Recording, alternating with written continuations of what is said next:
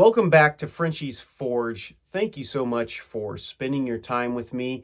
In today's video, I thought I would do something a little different. We're going to take a look at my knives that I have made since starting knife making in 2023 up to present time. It is July 4th of 2024, and exactly 1 year ago to this day, I posted my first knife making video on YouTube. So I have been making YouTube videos for exactly 1 year now. And I thought it'd be really cool to show the knives that I've made and kind of the progression as a knife maker and learning more throughout the year of what I'm doing, and just kind of show off the knives. And then that way you guys could see what it looks like from somebody who starts with absolutely no experience and is teaching themselves, and a year later of what all they can create and make and how their work has progressed. I would say that I definitely have made a lot of progress this last year. Like I said, I started with absolutely no knowledge of knife making, of heat treating, of steel, of anything. And I started, in fact, with knife number one. I dug a hole in the ground and used barbecue charcoal and a hair dryer to blow oxygen in to create the first knife. Knife number one, made out of a piece of rebar. And my brother and I forged this on top of a railroad track. And I personally fell in love with beating this metal out. Even though it was a piece of rebar, I still had so much fun doing it that I decided, you know what? This is a cool hobby. I'm going to get into it. So knife number one, piece of rebar. And does it cut? Not really. It's definitely not super sharp. It's got a nut welded on the end and then kind of ground down. It looks cool, and it's a just a cool thing to hold on to remind me of where I started. This was knife number one. Number two, I made this on a 4x36 belt grinder. I did the bevels off of that, and it is just a little tiny file knife, and it's got walnut for the handle. This was pretty much my first attempt at a real knife that I did, and I decided to go with the file route. You know, when you're starting your knife making journey, you're doing a lot of research, at least I was, and what kind of steel is good for making knives. And you know, you see a lot of people talk about files, and that's kind of where my mind went to, was, okay, well, you can get a file, it's already hardened, so you don't have to worry about screwing up the heat treat, and you can make a knife out of it. And that's exactly what I did with this one. And it is funky. Look at the funky shaped handle on this thing.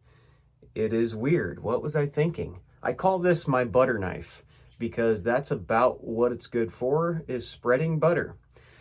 Is it sharp? Yeah, it actually is still kind of sharp, and it will cut some things. And every time I pull this out, I want to fix the handle and I want to redo the edge, and I just got to tell myself no, because it's a good reminder of where I started. Knife number one was hideous. And if you're thinking about getting into knife making and you haven't made a knife yet, chances are good knife number one isn't gonna be a gem. It just won't be. So that's one thing to keep in mind in this hobby, is that it takes quite a few knives to kind of get the hang of what you're doing, and you know, really kind of figure it out from there. So yeah, anyway, knife number one, or two, I guess, is a file knife. The rest of the knives that I'm going to be showing, I don't really know exactly what order they're in, but I'm going to show off this next batch of knives, and I call these the reject pile. I don't show them because they're hideous, and maybe you and I can get a good laugh out of this. So after the file knife, I was thinking, okay, what other metals can I use that I don't have to buy that I can make a knife out of? And so I saw some people make some knives out of saw blades. So I tried that for a while, and I made, let's see, 1, to 3 knives out of saw blades, and they're all pretty hideous. So here's one that I made out of a saw blade, and it's got a massive secondary bevel, an incredibly ugly shape, and a funky kind of handle. The handle's actually not too bad. It's somewhat comfortable, and it's walnut again on the handle. But yeah, you can tell that the person who made this didn't really know what they were doing. But that's, like I said, part of the journey of figuring out what the heck you are supposed to be doing in knife making. Definitely one that I'm not going around saying, hey, check out my blade. See how cool this is? Hey! Yeah, I keep that in the reject pile. Here's another one that I made shortly after that. Another very hideous blade. This one is cool, minus the blade part. I really like the handle on this one. I made this out of fence pickets, and it's very bulky, but I made this one for kind of because I work at a fence company. I work at Ozark Fence, and their colors are orange. I made this out of a fence picket, and I made this out of one of our used chop saw blades from work. So pretty much this entire bit of material in this knife was reclaimed from work, from different materials from work. And does it cut? Yeah, kind of, but it's just not a super great knife.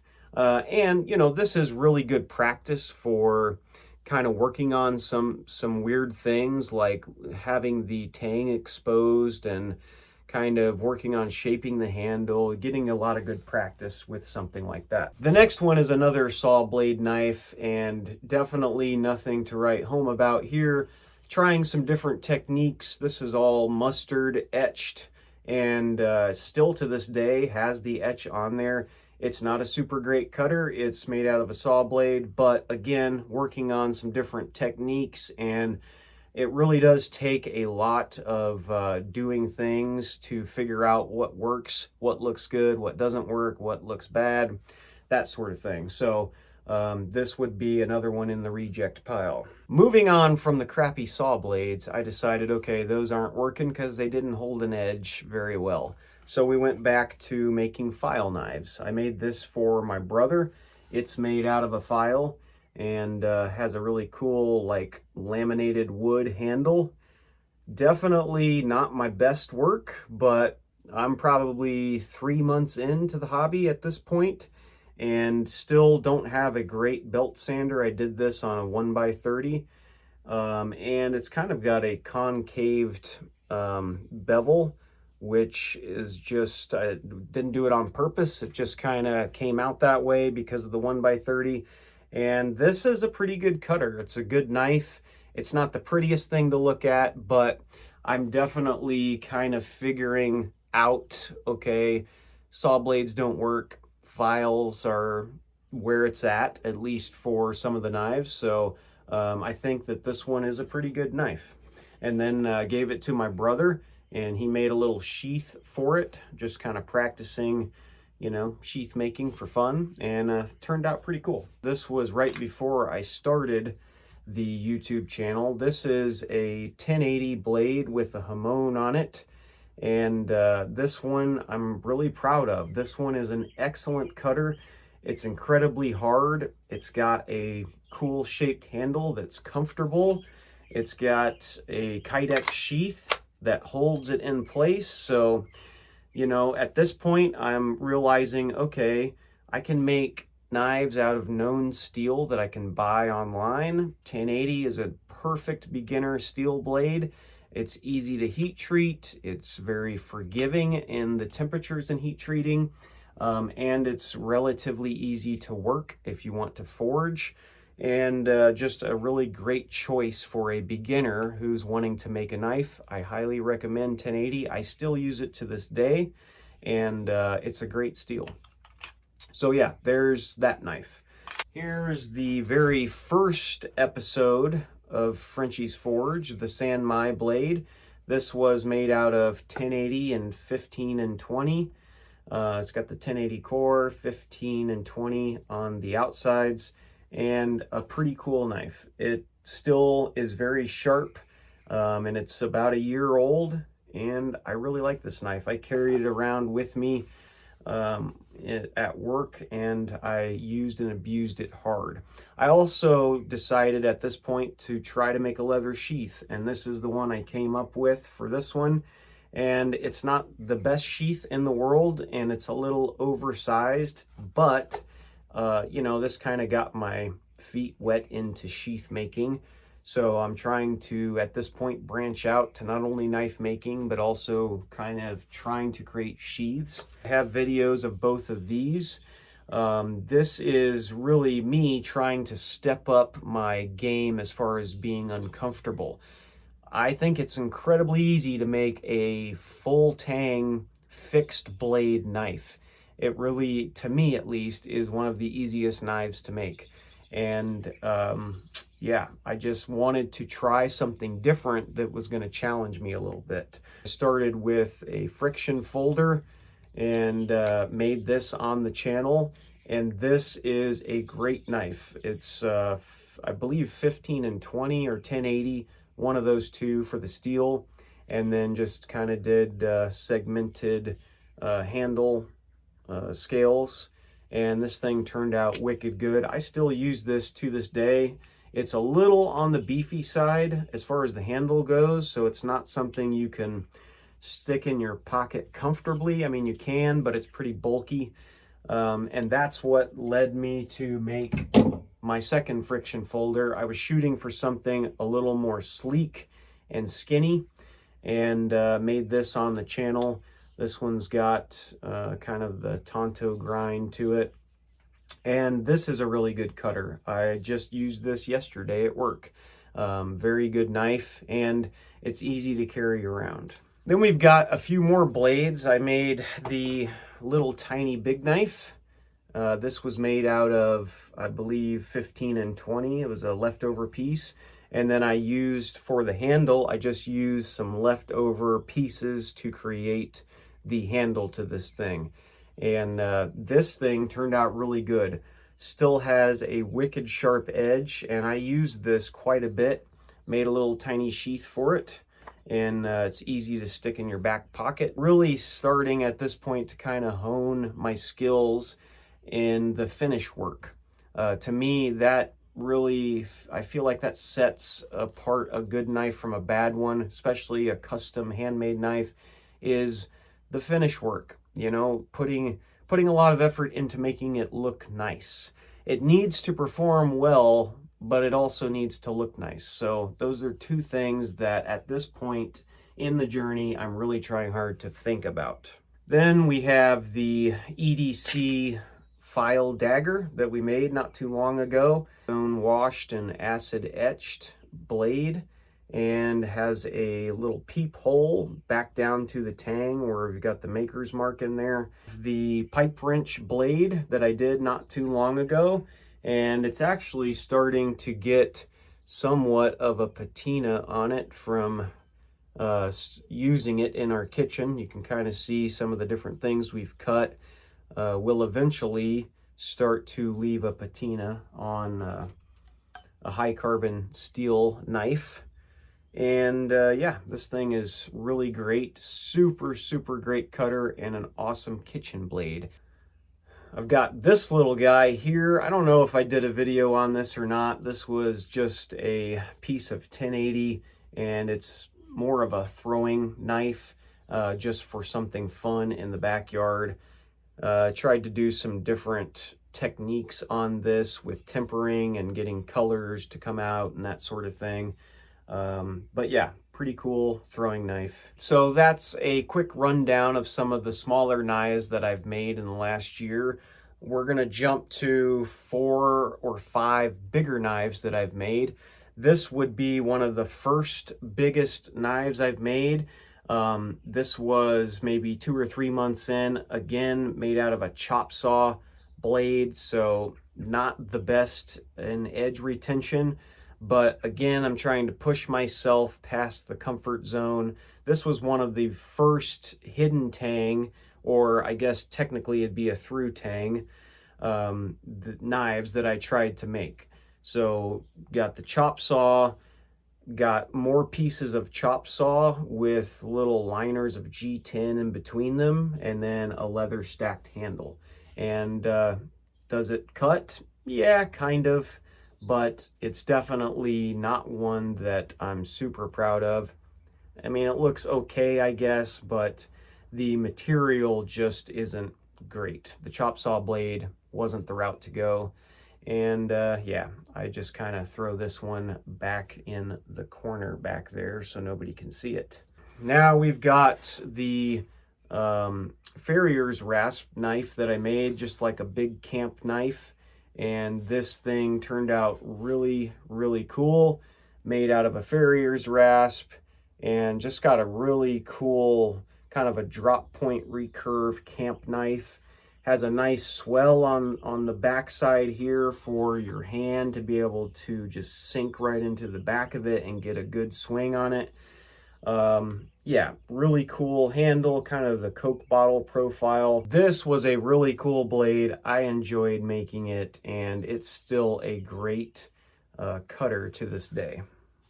We've got the file knife that I made not too long ago, and this thing is really cool. Really pushed my abilities in forging out this S-hook, doing the bolster out of mild steel, and then doing a hidden tang here, and then just used a countersink bit for the pommel. This is probably one of my favorites that I've made so far. Very cool piece. And lastly, at least for the ones that I have on me, we have the YouTube Knife Making Challenge Viking Sacks. And this was the first attempt at doing a viewer entry for the challenge. I think this one turned out really cool. It's super lightweight. I mean, this is probably the lightest knife that I have of the big ones. I don't know what it weighs, but it's like literally light as a feather. It's so comfortable to swing this thing. It's not forward heavy. It's a great knife. I'm gonna have to keep that in mind for some of the other ones that I make. You know, this blade here is awesome, but man, is it heavy. It's gotta be 2 or 3 pounds. It's just a ton of metal. This one is probably a half a pound. I don't know exactly, but it's definitely super light and easy to swing, and I think that this thing turned out really cool. 1080 blade with a hamon, although it's kind of difficult to see. It does have one on there. You can kind of see it a little better there. But yeah, super fun build, and learned a lot on this one, and I think it turned out really good. That leaves us with where we're at 1 year later with a short sword. So I've got a lot of work to do with this still. I'm going to be starting that work today after I get done posting this video. And my next video will be of this short sword and finishing it out. So there you go. That is my progression as a knife maker for exactly 1 year.